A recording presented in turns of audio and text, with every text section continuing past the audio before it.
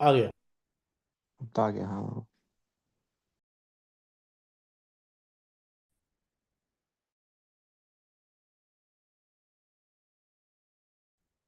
Done. Redirecting to your YouTube. Hmm.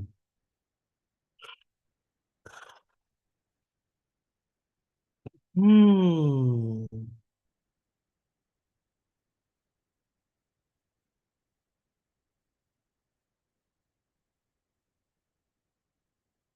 Hmm.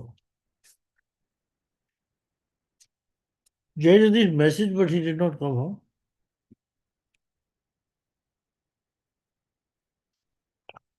तो Vancha, उनको बुलाता हूँ huh? तो मैं उनको बुलाता हूँ। Wow. Vancha, हाँ। Vishnu Kripa, Sindhu Bhavacha, Patitanam Bhavnebhyo, Vaishnavibhyo Namo Namaha, Ananta Koti Vaishnavinda ki jai, Ram Ved Bhaktavinda ki jai, Ananta Koti Vaishnavinda ki jai. जय जय श्री राधे श्याम सर्वगुह्यतमं भूय शृणु मे परमं वच इष्टो असीम दीर्घं च दीर्घमिति ततो वक्ष्यामि ते हितं मन्मनाभो मद्भक्तो मध्याजिमां नमस्कुरु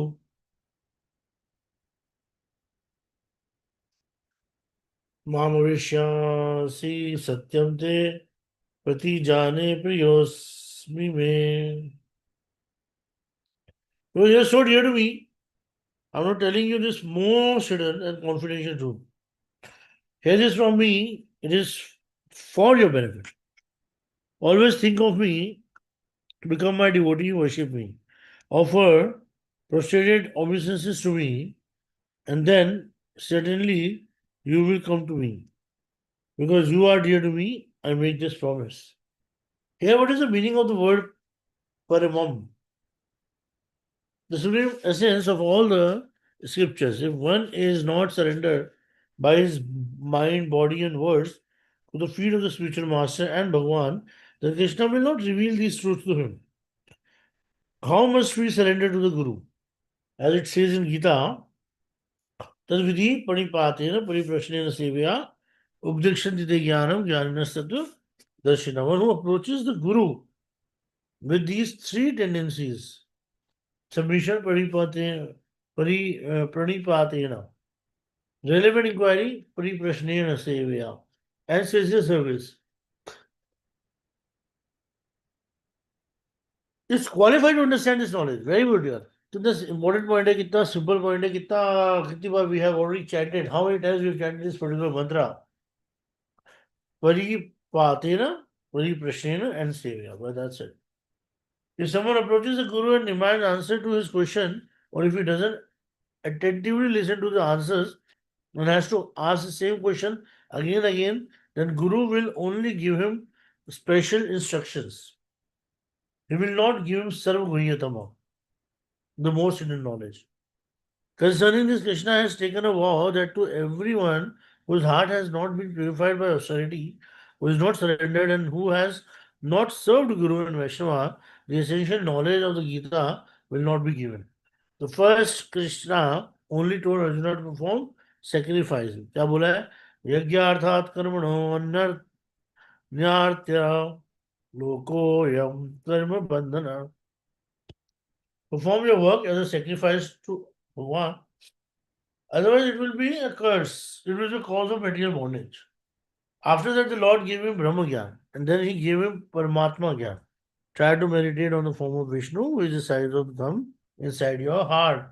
Yogi Nam Sarvesham Madgatrenantaratmana Shraddhavan Bhajate Yo Mam Same Yuktotmana Mada. Yoga is better than fruity work, karma, impersonal knowledge, jnana, or dry austerity, tapasya.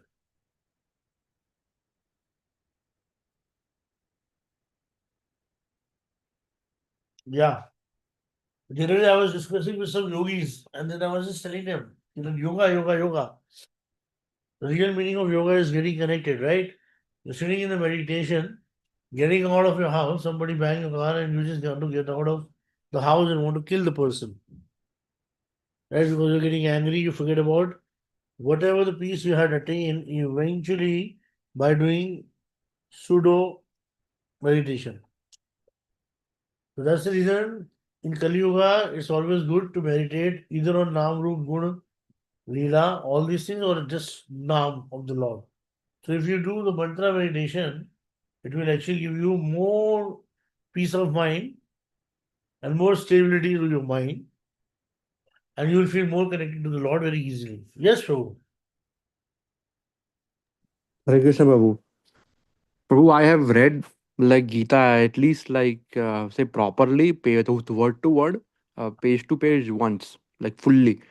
But Prabhu, I have never, my realization was never on this level that Krishna revealed Brahma Gyan, then Paramatma Gyan, and then Bhagwan aspect of Gita is gradually he was progressing. Like ये perspective से तो मैंने कभी सोचा ही नहीं था. मैं तो हमेशा whenever anybody talks about Gita and say, hey, कर्म कर, फल की इच्छा मत कर, this that, I always explain them that Bhagavad Gita is actually given in various ways. First the sacrifice.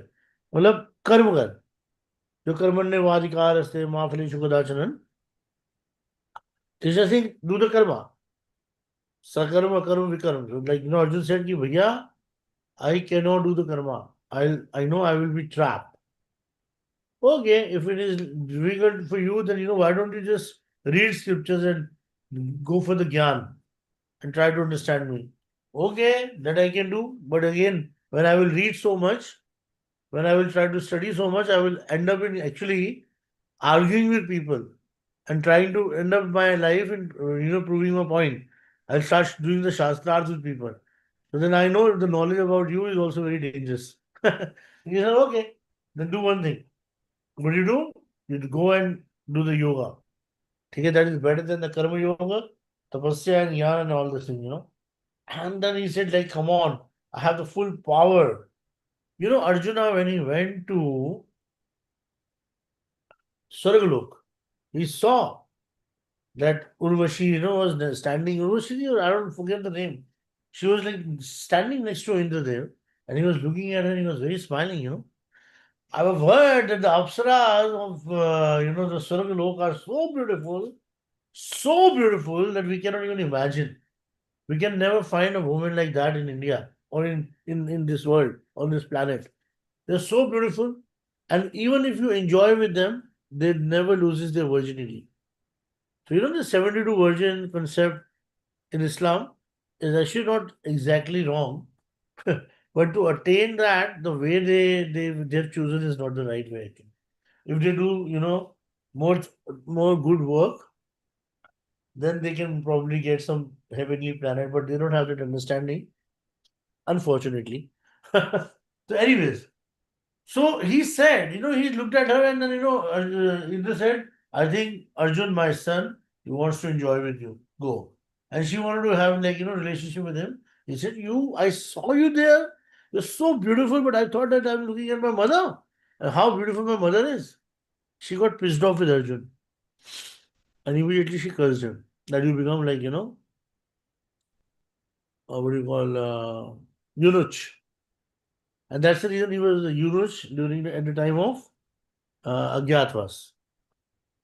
So he said that I have no power to go in the secluded area and bringing my both the eyes on that forehead and then leaving my eyes open and closed and then meditating on the Chaturved form of love. Yours, I cannot do that. Give me another way. Then Krishna is giving him bhakti yoga. Yeah, Yes, Prabhu. yeah. So I'm very surprised that you never thought of it. No, no, Prabhu. That I actually knew it, but in this sequence, there's a verse in Bhagavatam, "Vadanti tattvavidas brahmeti paramatmeti bhagavaneti shabdayate." Mm. So that sequence is being followed in Gita. That realization or that understanding didn't come to me at a glance.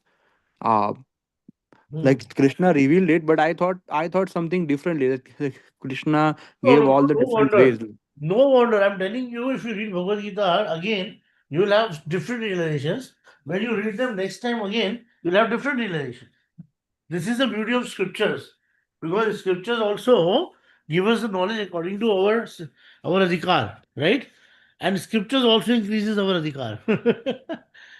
When we read the scriptures, every time they reveal themselves to us in a very different way. Yes, Prabhu. This is the beauty of scriptures. That's why we call them what? Vancha Kalpatru Vriksh. Take whatever you want. Impersonal Brahman, people who are following, reading the same Bhagavad Gita. Brahma Jyoti people reading the same Bhagavad Gita. People who are the pure, who follow the typical Vaishnavism, follow the same Bhagavad Gita. जैसे जागी रही भावना, जैसी प्रभु मूर्त देखी थी वैसी, whatever desire you, whatever consciousness you have, you see the Lord in that way. Same way, the Bhagavad Gita or the scriptures, they reveal themselves to us according to our adhikar, our qualification. So yoga is better than fruitive work, impersonal knowledge, jnana, or dry austerity, tapasya. And all types of yogi is the one who has surrendered to Paramatma, who is fully united with him in yoga, who is exclusively worshipping him with faith. With faith is the best. Up to here, Krishna has not revealed his ultimate form. He has only recommended that we should be inclined towards Paramatma. Then at the end of the Gita, he gives the words that we are discussing Man Mana Bhav. So when he says that we should always think of him, who is he referring to? Shama Sundar, who has very, very beautiful hair, and on whose head the peacock feather is always present. He who is standing in his threefold bending posture under a kadamba tree is a kunja of Vrindavan. He who is holding the flute of his beautiful lips with the nectar of his heart pouring out from the holes of this flute, he should always think of this Krishna. Krishna has not revealed this form in the Gita until the whispers. Giving the example of the gopi, we are explained what is man mana bhav in relation to man bhakto. We explained that our Shravanam, Kirtanam, Smaranam, etc., we looked at how some great devotees perform sadhana. We explained how they, by following the vision presented in the book of the Goswamis, practice sadhana and attain Bhagavan. In the age of Bhav, Man Mana Bhav may be a little possible, but only in the stage of Prema can we really always be thinking of Krishna. It is very rare that someone will reach the stage of Bhava in the spiritual practice. In the process of becoming a devotee, Mad Bhakto, first there is Shraddha, then Nishtha, Ruchi, Asakti, finally Bhav. In the stage of Bhav, it can be said that one has really become a devotee and can never begin to think of Krishna. Can really begin to think Krishna. So, only in the state of Bhav he can remember Krishna all the time. Huh? Madhyaji, next says Madhyaji means yajna. Yaji means yajna, sacrifice.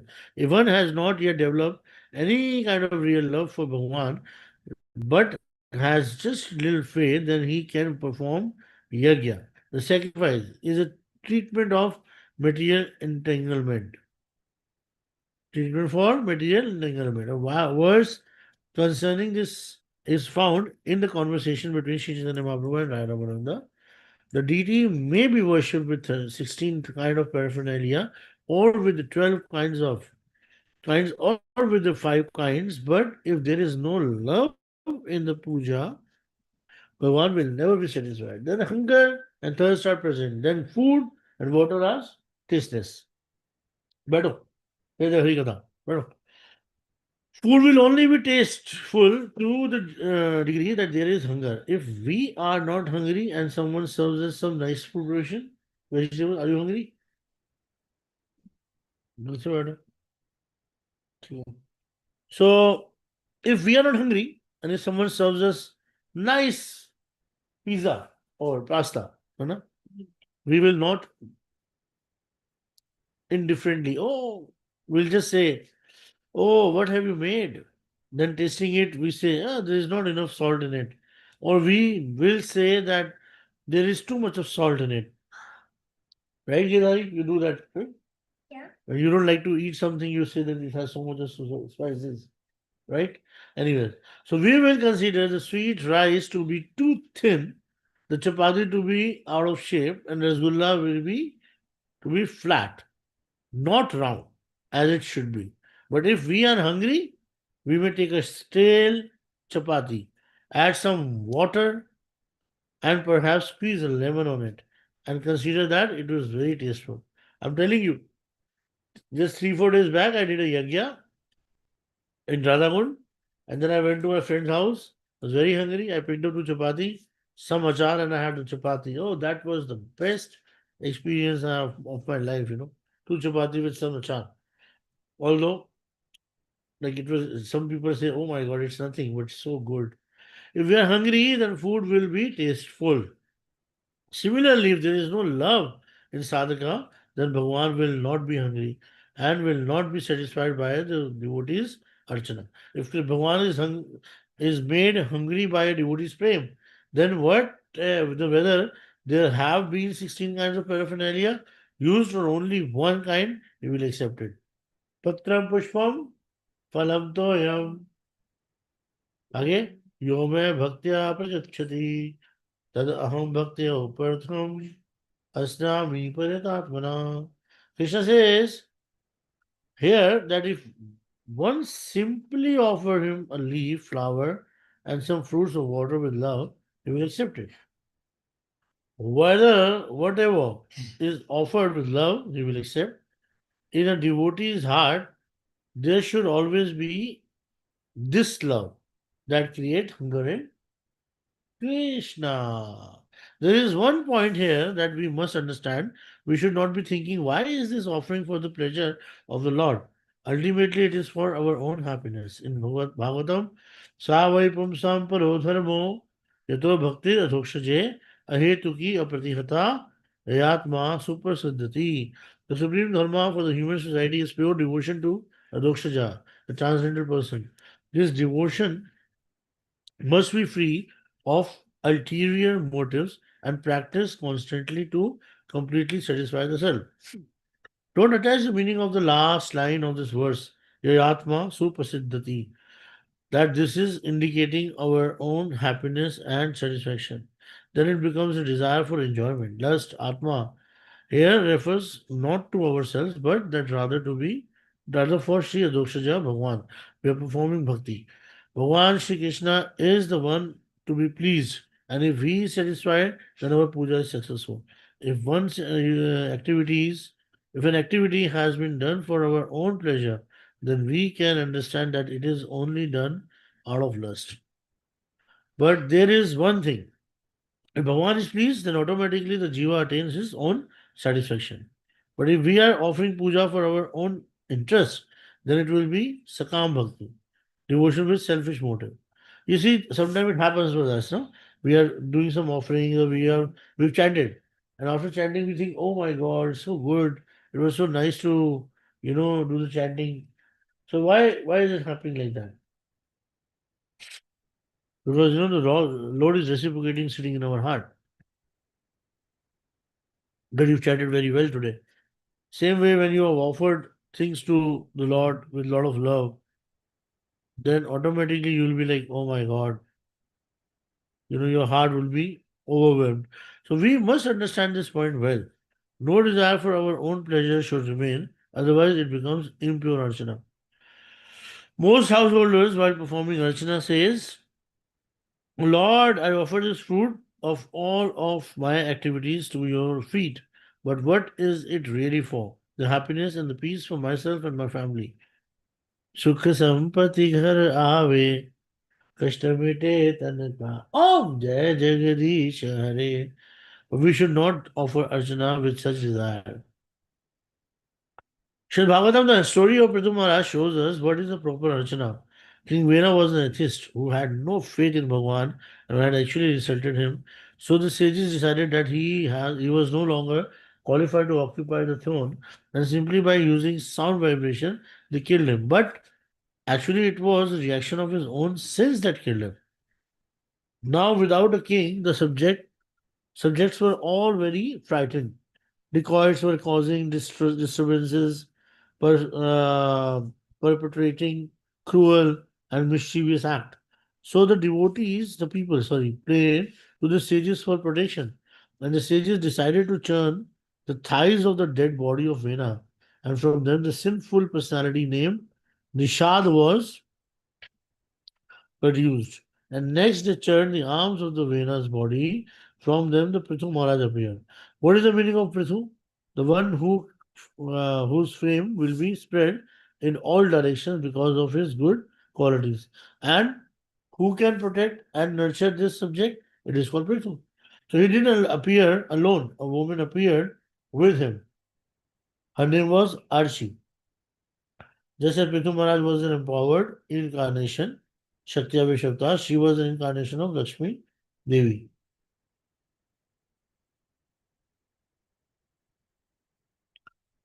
See, the Brahmins were qualified. They had churned the thighs, but some Rakshas appeared. Nishad appeared. Huh?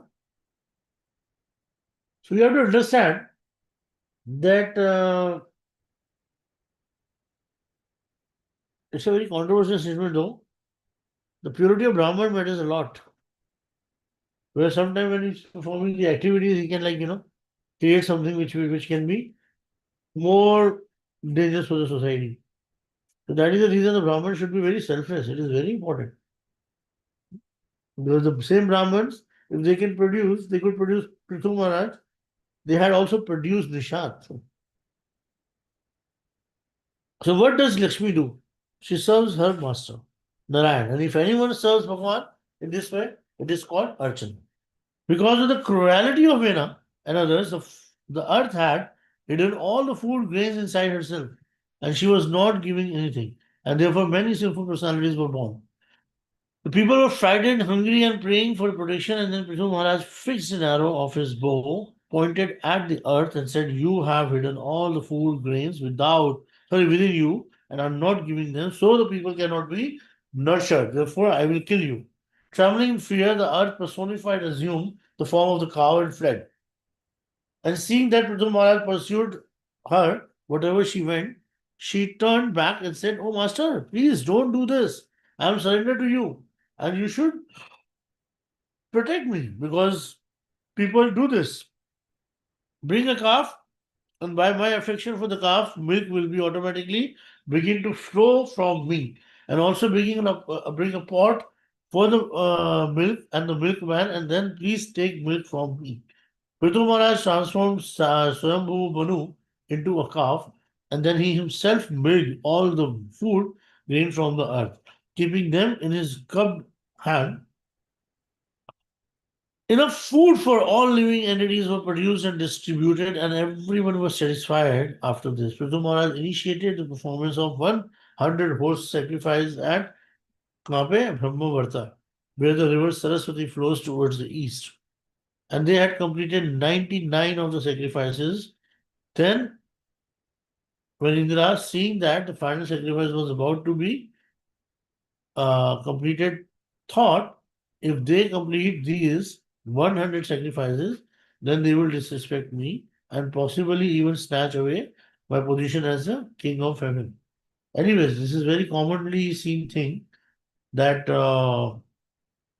our Indra is always very insecure about everything. Huh? The bird came in a visible form and stole the horse and flew away into the sky. The sage Atri saw everything and instructed the son of Prithu Maharaj to kill Indra immediately. Prithu's son fixed an arrow to his bow and prepared to kill Indra, but then he saw that Indra was wearing the false dresses of a sannyasi with red cloth and the marking of the three horizontal lines on his forehead. His body smeared with the ashes and his hair knotted at the top of his head. Thinking him to be a holy man, Prithu's sons did not release his arrow. This is a dress of an atheist, not a devotee. Ravan wore this same type of dress when he kidnapped Sita. I will. Mummy को बोलो mummy ने Hmm.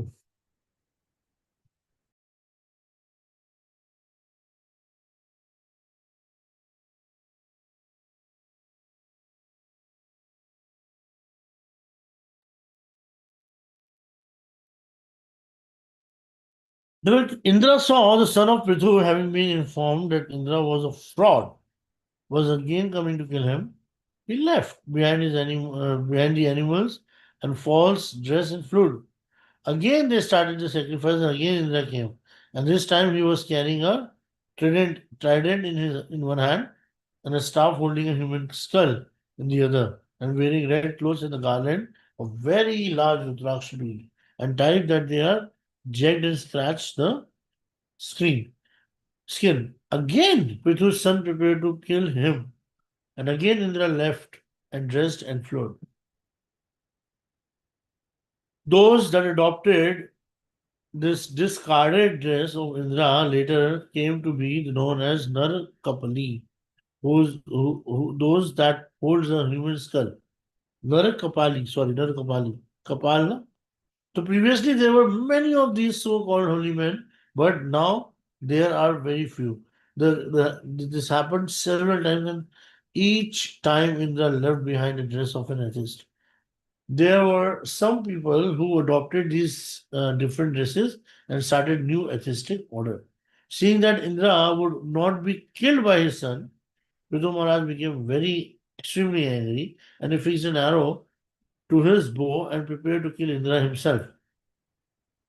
But the sages they begin to specify him, saying, Maharaj, don't do that. Don't be angry. Please sit here and be peaceful. By mantra, we will all call Indra and cast him into the fire. Prithu Maharaj took his seat and sages chanted, Indram Nijamahe, which such protection Indra was pulled there from heaven along with his throne, which is generally fixed in heaven. As the sages were about to place him in the fire, they remembered the grandfather of all, Lord Brahma, who immediately appeared there and said, You cannot kill Indra. He is the partial expansion of Bhagwan and serves Bhagwan in many ways. Therefore, don't place him in the fire, release him, because the aim of your sacrifice will be fulfilled anyway. You are a great personality. For you, what is the necessity of killing Indra? The body is not the soul. The body is different from the soul. Those who are considered the body to be the soul are atheist and conditioned soul. We know this philosophical concept well. So why must you kill Indra? Therefore, please release him and again begin the sacrifice. On Brahma's insistence, they released Indra and again started sacrifice. Then Vishnu appeared in the front of sacrificial area with the club, lotus, disc, and conch shell, four-handed, and the Indra at his side. He said, Your sacrifice is now complete. Forgive Indra. This is my partial expansion, and through him I protect and nurture the world. So you should not remain angry with him for stealing the sacrificial horse. There are those who have performed sacrifices with the desire for their own enjoyment, and such a king who wanted to expand their empire. So their Arjan was based on the bodily conception of life, but Prithu Maharaj was performed these sacrifices exclusively for the satisfaction of Hari, knowing full well the difference between the body and the soul. You know, knowing fully the essence.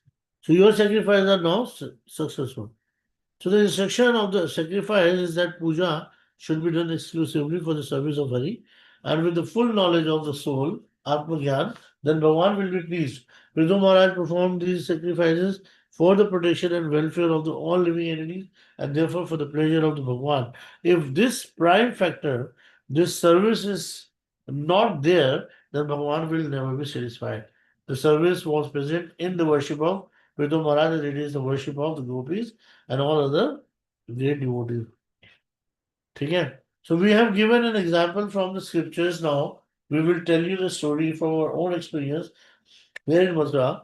From it, we can see how we should have love and attachment for puja. There was a man who was worshipping Shaligram. He didn't know all of the mantras and finger details of puja, final details of puja, but in an ordinary way, he was going on with his worship. His vow was that by full of clothes, every morning he would return home from bathing in the river Yamuna with some Yamuna water to use for his puja and to apply his tilak. He would not use any water except Yamuna water, and with great faith he performed his puja in this way without any deviation for about 10 or 15 years. He was doing it. Then come one day moon night in the month of Magh, then in February, and it was extremely dark. Okay, new moonlight, dark. That was actually Muni Mawasya actually. That's a birthday of Guru Maharaj. Gurudev. Anyway, so a very strong wind was blowing and it was very, very hard for the entire night. Varavana has risen and was flowing very fiercely near Vishram Ghat, and where he would usually bathe and collect the water. He was shivering from the cold, and it was approximately 3 o'clock in the morning, but he wasn't sure of the water at the time. So in those days, there were no wrist watches. People would simply look at the position of the Dhruva and Shukra star, and in this way estimate the time in the night. But on this night, the stars could not be seen due to the dense cloud. Okay? So after bathing in Yamuna, it was so dark and raining so hard that he became lost and could not make out the way to his home. So he was in a great anxiety about protecting his vows, thinking, how will I make it home? What will I do? Then he saw a small boy of Mathura coming. He had a large bag on his head, folded over twice to protect him from the rain. Was carrying a lantern, and he asked in a very sweet voice, Baba, where are you going? The man told him the name of his street and his house number, and the boy replied, yes, I know the place. I'm going near there only. Come, I will show you the way. The man placed his faith in the hand in the boy and then went off together. On the way, the boy didn't say anything at all, and the man thought to himself, why has this young boy come out on the night like this? Shivering, he continued following the boy until he turned and said, Baba, here is your street. Your house is up that way. I'm going onwards. So the man began walking towards his house, but then some doubt aroused in his mind and he returned and looked in the direction of the boy, but he wasn't there. He didn't see the boy or his light. Putting his hand on his head, he began to repent. Bhagwan, to protect my vow, came in that dress, holding a lantern to show me the way. Sudarshan, we should have this kind of firm determination with no consideration of our own happiness or unhappiness. This is real hunger, and if we perform puja with the hunger, with the prema, then will Bhagavan not accept it? Therefore, Krishna says, Prayatatmana. If anyone simply offers him something with the faith and love, he will certainly accept it. Also, if in the course of serving our Guru, he reprimands us for something that we make a mountain out of molehill, thinking Gurudev used to be so affectionate to me, but now receiving this statement, I will leave him. Then this is strong. This is wrong. Uday used to be so affectionate towards him, but now receiving this treatment. Acha, molehill and thinking, acha. But the Guru is heavy actually. So yeah, this is wrong because when we shouldn't think in this way, so many difficulties will come to test us in the service of our Guru. But our resolution should be that birth and death, I'll never leave my spiritual master or my Lord. There is another story related to Puja and Archana. There was a Brahman who was performing deity worship, and after completing the puja, would make an offering of food for this, he would receive some wages. If he first receives payment, he would perform puja. But if he didn't receive any wages, he wouldn't do it. So what was his real love for? In Bihar, Bengal, there are such professional pujaris who travel from house to house and they receive only uncooked food for the puja, such as rice, vegetable, and fruits, and some flowers and clothes also. Then they then show these items to the deities and complete the puja and then trash all of the items in their clothing. They go to a great many houses doing the puja like this, and at the end of the day, they look to see how much I have collected and then return home. So this Brahman would only perform puja wherever he could earn his wages. Since when he was going away for a couple of days, he lovingly called his son and said, "My dear son, every day after bathing the deities, make the offering of food." The boy had not learned much about puja, but still he replies, "I will do as you like." Later, while his mother was preparing chapatis and sabji, the boy bathed the deities with the Ganga water and tulsi leaves, and after dressing him, and he placed the deity back on his simhasana. Next, he placed the chapatis and sabji before the deities and carefully placing a tulsi leaf on each preparation said, "Thakurji, please come and take your meal now. I don't know all the prepared mantra, but you please eat. I will remain standing just here." He stood there for some time and then earnestly said, "Thakurji, I have been standing here for nearly half an hour now and looking at your plate. I see that you still have not eaten anything. Then my father offers to you, you eat with great delight in only 3 or 4 minutes. But just because I don't know the mantra, you are not eating. Will you remain hungry just because my father is not there? Then I also will not eat as long as you don't eat. And I will also not take anything. With a great love and sincerity, he was saying this. And if this sentiment is not in our chanting of the mantra, the mantra will never be effective. The mantra is meant to awaken the sentiments within us. And if we are serving a deity without the sentiments, then how will he ever accept that, accept what we offer? After waiting a few moments more, the boy said, "Oh Lord, you will not eat. Then I will go and sleep without eating or drinking."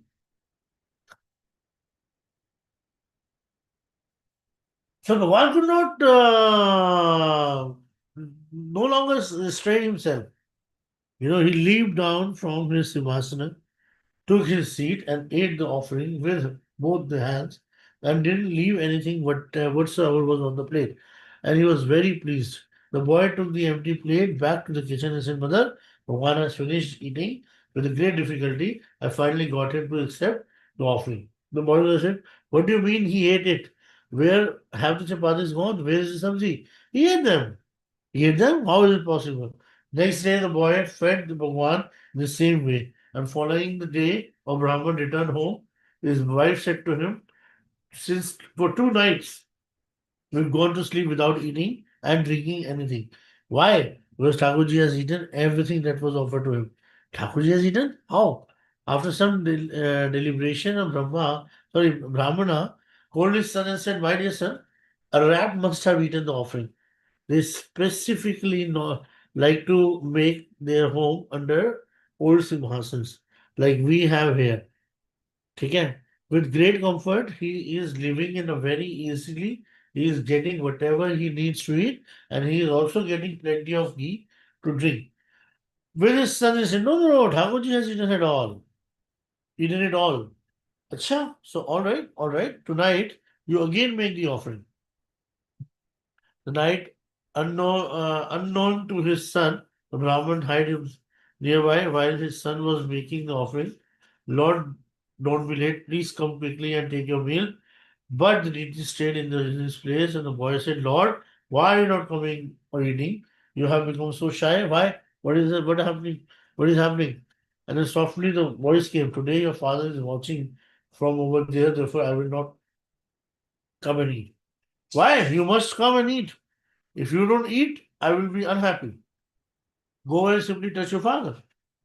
He said, "Go over and simply touch your father." The boy did so, and at the same time, the boy's pure sentiments aroused within the father, and the Brahmana could see how the deities were actually eating the offering. And this is the necessity sentiments for performing puja. If there is no such sentiments, no such faith, then there is no qualification for the puja. ठीक है पत्र पुष्पम फलम द्वयम योग भक्त प्रसिद्ध भक्त अस्नामि प्रतापना I accept whatever is offered to me by those who have this exalted sentiments for pure devotion. Arjun said, "My Lord, it is not possible for me to do this type of archana. Here is a better field. Please tell me an even like easier way." So you need something easier? Then namaskuru. Just offer obeisances unto me. Not just any obeisances, but the meaning of the word namaskar is offering it without any false ego. Sarvadharman Pritantya Mamekam Sharanam Raja. Give up all kind of religion and just surrender exclusively to me. Taking this instruction to heart, we should offer obeisances to Krishna. For one who offers namaskar to Krishna like this just once, it is if from above he has jumped into a vast body of water, which is the ocean of material existence, and then at once look back and sees that he has already crossed it. Dashavamedhi punariti janma Krishna pranami na, na punarbhavai.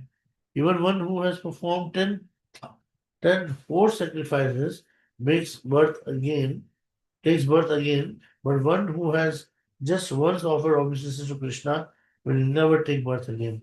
Only by not again enter the cycle of birth and death. One will not again enter into the cycle of birth and death, and one will not be again forced into the womb of a mother if they have offered obeisances to Krishna. Just once with exclusive surrender. This is the meaning of Mad Namaskuru. So Arjuna, my lord, Arjuna said, "My lord, I offer obeisances to you just once, but hundreds of times." In the verse, Krishna says, "Mad Bhakto, become my devotee, Man Mana Bhav." And you absorbing your mind and heart in me, engage in bhajan into me. At the end, that bhajan, Mad Yaji, worship me, and after performing puja, after prostrate obeisances unto me. Now, all four activities described in this verse have become one, with the great faith, sentiments, and love, sincerely following all of the rules of bhakti. Offer your namaskar to Bhagavan Shri Krishna. This is Sarvagriyatam, the most hidden treasure, and Paramam Vachaha, the supreme instruction of Bhagavad Gita. If anyone honestly follow just this one verse, they will certainly cross over the ocean of material existence and attain exclusive prema at the lotus feet of Krishna. In condensed form of this verse of Gita, it is shown is showing us how we attain the bhakti of Braja. And then in Srimad Bhagavatam, this conception is delineated in an expanded form. Therefore, the beginning book is Bhagavad Gita, and we should never disrespect the Gita in any way. The instruction in it should serve as a foundation upon which we will construct a palace of bhakti. Ha ha ha, very beautiful. Wherein we will perform puja to Sri Radha and Krishna with a great love, and this is the essence of Bhagavad Gita.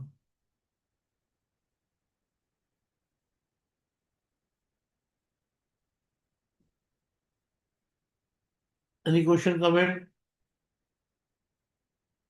Shamadasya. No Hari question, Bol Prabhu. Prabhu. Hari bol. It was a wonderful class. Yes, Prabhu. Hare Krishna. वाञ्छाकल्पतरुभ्यश्च कृपा सिन्धुभ्यो च पतितानां पावनेभ्यो वैष्णवेभ्यो नमो नमः। Thank you. अनन्तकोटि